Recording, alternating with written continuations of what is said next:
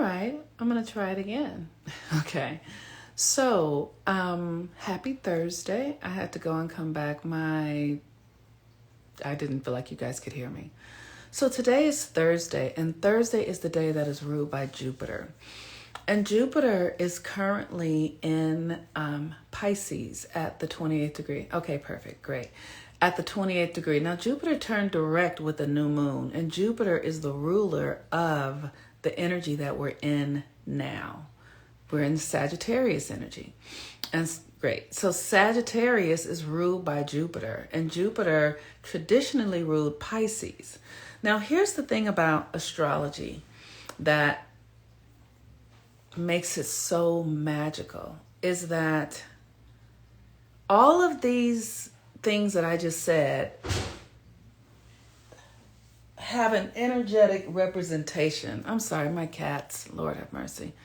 Energetically, they represent something. So Jupiter represents expansion and blessings and luck and faith and trust. Pisces represents the subconscious. It's the deep, deep, deep parts of ourselves. And then, so that's Jupiter and Pisces. And then Sagittarius is also is Jupiterian. Sagittarius is about travel and philosophy and expansion and knowledge and wisdom. So when the sun and when these things are active, we want to be cultivating that energy inside of us. You want to be studying and growing your wisdom. You want about something, about anything, right? So I love to study magic and energy. So I study and I listen and I expand my perception, my horizons, right? Because when you do it in alignment with the universe blesses you.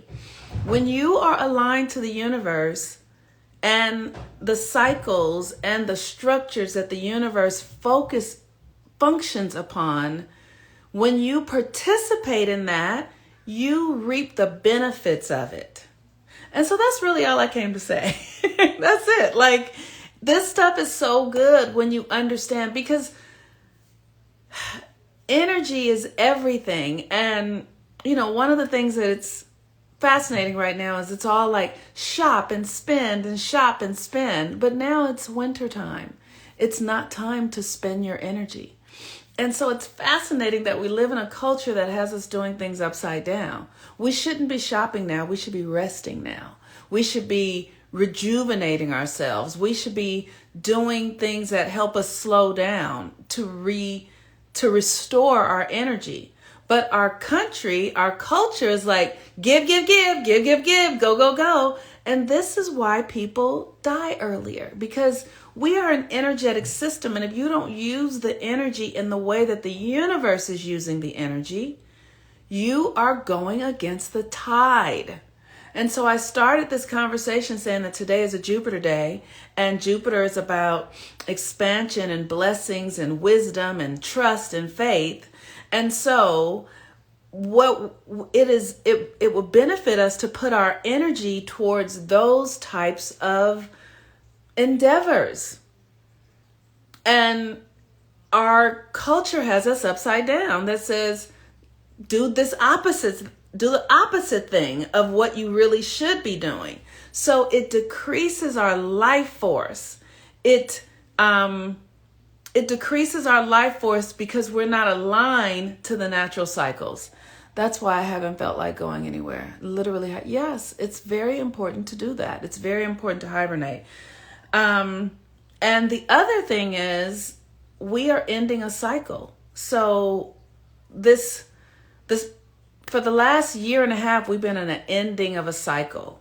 And now the cycle is really about to begin again. We're about to start a new cycle. So where have you been putting your energy? What have you been doing? Have you been investing in things that are not really expansive? Are you investing in things that are draining your energy but not going to give anything back? Because as we start this new cycle,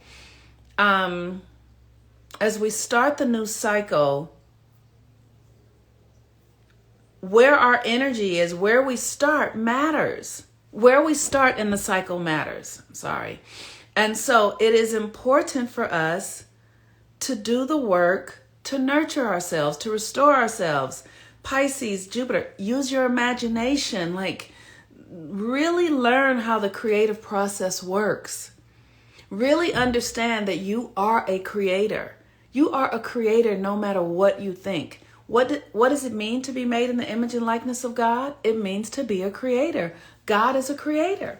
And you are a vessel for God. So you are a creator. Then what is the creative process? What is the creative process? How does the creative process work? What does it mean for you to be a creator? What does that mean? Like, you have to understand who you are. If you are God, you have to be fully responsible and accountable for the vessel, for the energy that you are. Nobody else can do it. And when you align to the cosmic cycles, when you align to them and when you nurture them inside of yourself, when you understand, when you begin to, it's not even about understanding, it's about practicing.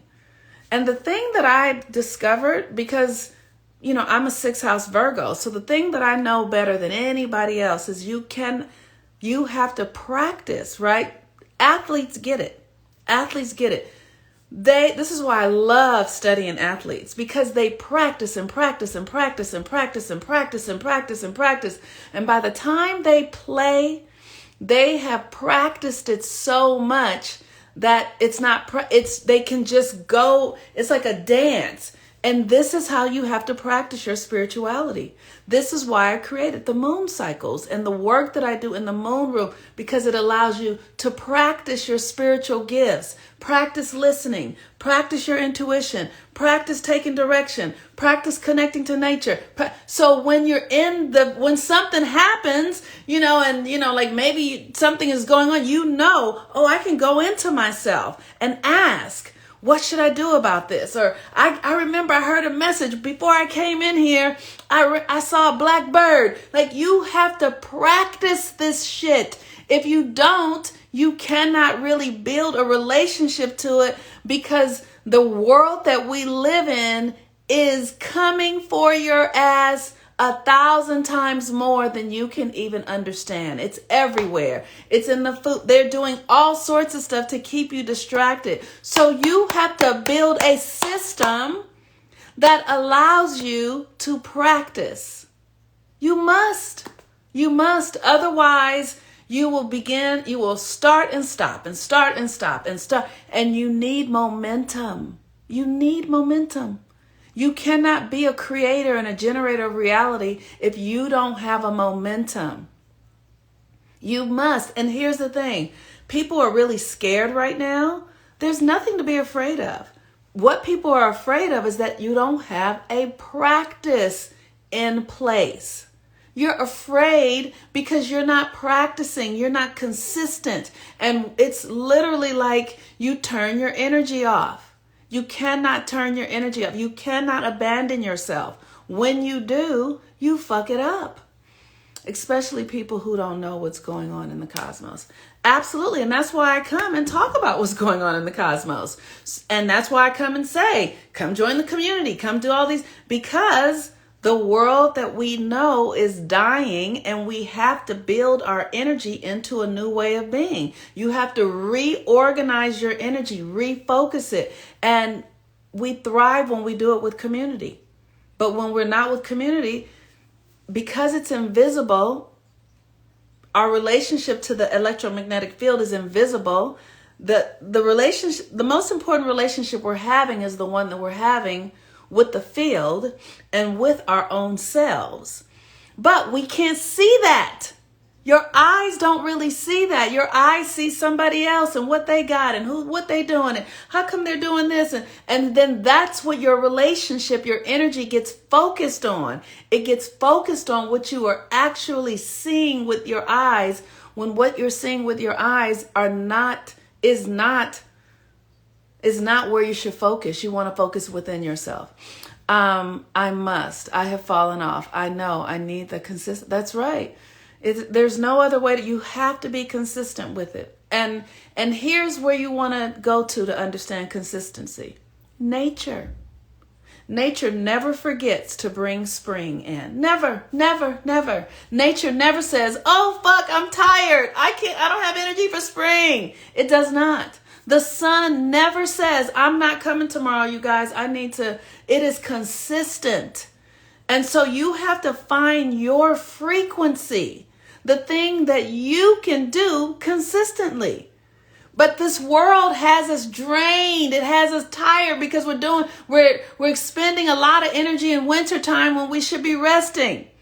You understand what I'm saying? So it has us topsy-turvy. You have to find the frequency that you can be consistent in. As a Leo with many masculine planets, I have had to practice being within. That's right. Because the masculine wants to be externalized, wants to be out and about. And the feminine is like, you got to go inside and build it from the inside first. You have to go internal before it comes external. So you have to go away, be in your solitude, really learn your rhythm. What do you say? Know thyself, love thyself, heal thyself, honor thyself. Yes, I go to the park often. Me too.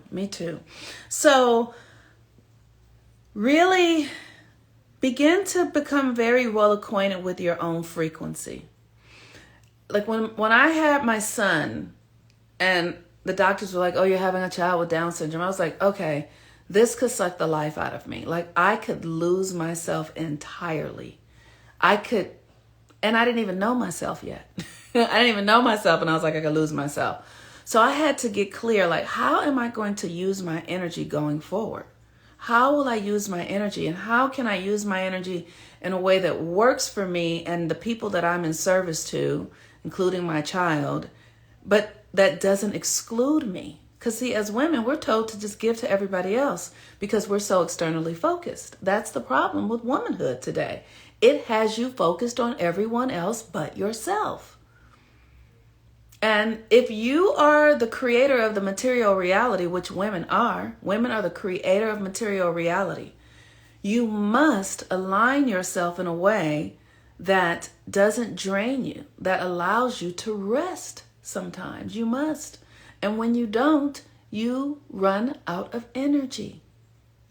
You run out of energy. But you can align yourself to an infinite form of energy. And what is that? The natural cycles. The natural cycles.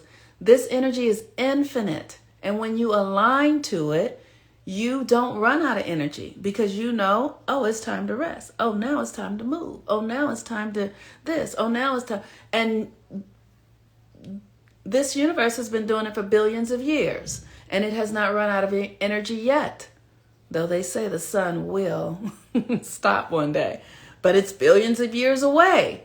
But you have to align yourself to an energetic system and practice that allows you to stay in your awareness of the divine, of your creative power, of what you're up to, of the energy, to really wake up to who you really are. And that means getting your senses on board so that you can sense your intuition. For women, your intuition is the key. For men, your reason for the masculine, intuition for the feminine, internally and externally, and the two work together. That's the only thing. Like people are talking about men are this and women are this. No, women are intuitive, men are reason. That's it. And how you use that is between you and your God, the creator that is within you. So, all right. I want to invite you guys to come and join Follow the Sun. We are, the Mars retrograde class is incredible. Oh, because Mars is retrograde in Gemini, we get to reprogram our minds. We get to program a new perception. The stories we tell, just change your perception. But doing the rituals, you have to really do the rituals to do it. And then I have the new moon community and the full moon community and the first quarter moon community. And all of these communities are there to support us in learning how to be with the cycles in our own personal lives. And I do it with the astrology to help you understand. Here's what's happening today. This is how you want to use this energy today. This is what you need to do today. Here, these are the answers. These are the practices. And so that we can align to the current system that's being born and get out of the old one that is dying, because it is dying fast, y'all. It is dying fast. So anyway, thank you guys. I love you. I look forward to seeing you over at Follow the Sun and doing that work with me. It's a very exciting time to be alive. All right, y'all. Peace and blessings. Bye-bye.